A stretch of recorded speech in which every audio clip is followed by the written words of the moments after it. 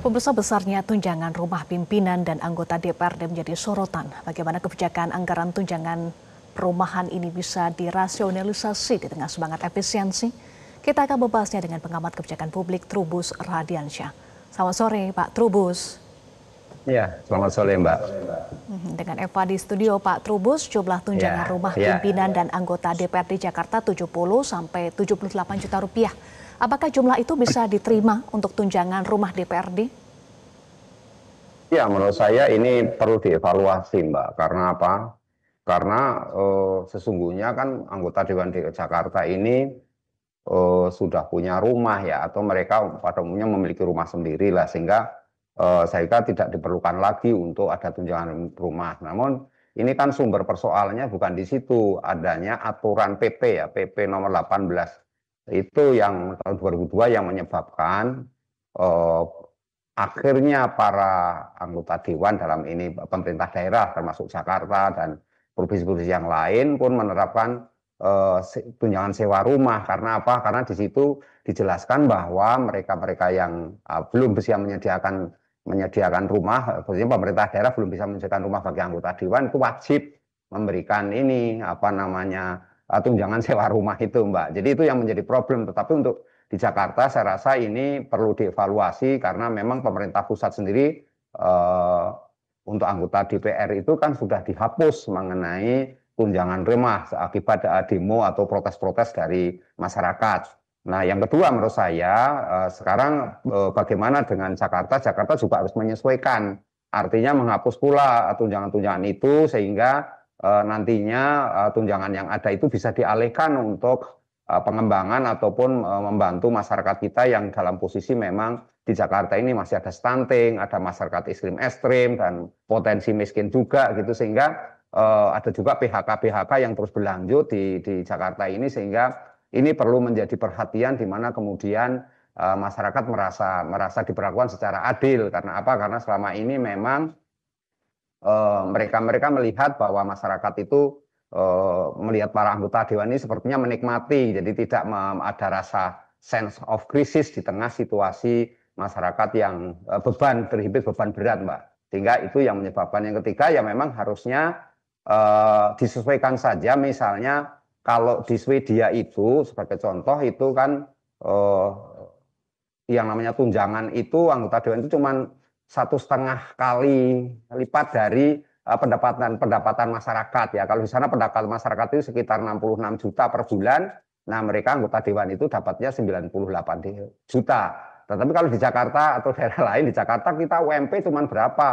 Cuman 5 juta lebih sedikit lah ya, 5 jutaan. Sementara tunjangan anggota dewan sendiri sampai 70 juta lah. Ini kan sesuatu yang jomplang, itunya gapnya terlalu besar sehingga menimbulkan masyarakat yang protes-protes, masyarakat yang merasa ini ya diperlakukan tidak adil, sementara mereka ini masyarakat juga yang memilih mereka mewakili masyarakat, tetapi tidak menganggap bahwa masyarakat tidak pernah tahu apa yang terjadi di ini dibutuhkan oleh masyarakat itu sendiri, Mbak.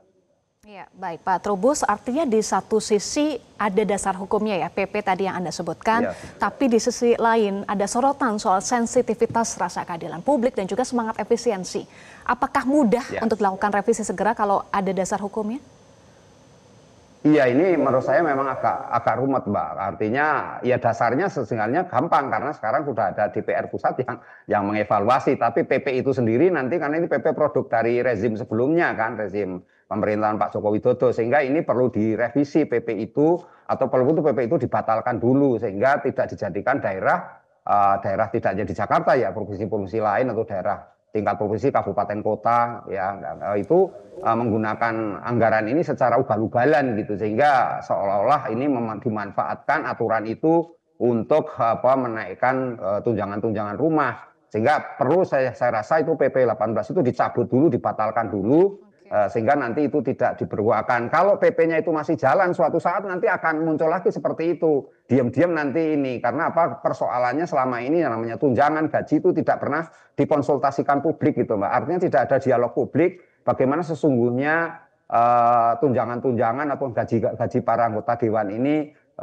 kira-kira masyarakat itu mendapatkan informasi seperti apa gitu. Jadi tidak pernah didialogkan gitu loh, tidak pernah dikomunikasikan secara baik. Dan bagaimana kemudian dikaitkan yang ketiga kaitan dengan ini Mbak outputnya gitu. Jadi outputnya seperti apa? Karena selama ini kan juga masyarakat tahu bahwa mereka nggak semua anggota dewan itu ini, tapi ada beberapa di antaranya yang ya datang, kemudian juga datangnya kadang suka nggak aktif juga gitu kan.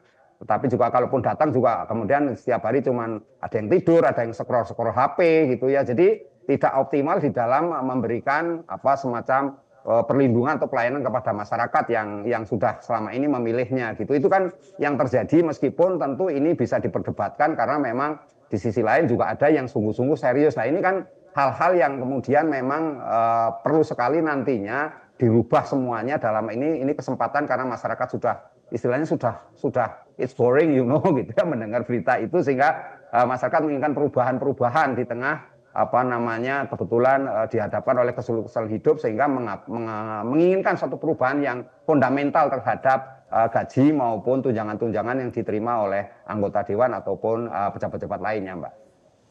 Baik, kita akan nantikan ya Pak Trubus, apakah PP-nya akan dicabut, karena ini juga menjadi dasar hukum, dan DPR kan sudah lebih dulu ya menghapus soal tunjangan, apakah akan diikuti oleh DPRD, kita nantikan ya Pak Trubus. Terima kasih sudah bergabung sama kami di Metro hari ini. Jelajahi cara baru mendapatkan informasi. Download Metro TV Extend sekarang.